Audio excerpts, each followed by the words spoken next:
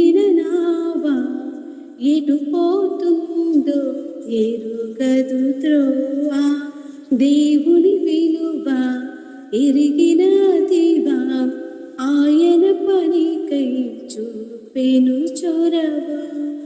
ఏదో ఇవ్వమని శోధించక తానే జీవనాన్ని త్యాగమిచ్చగా.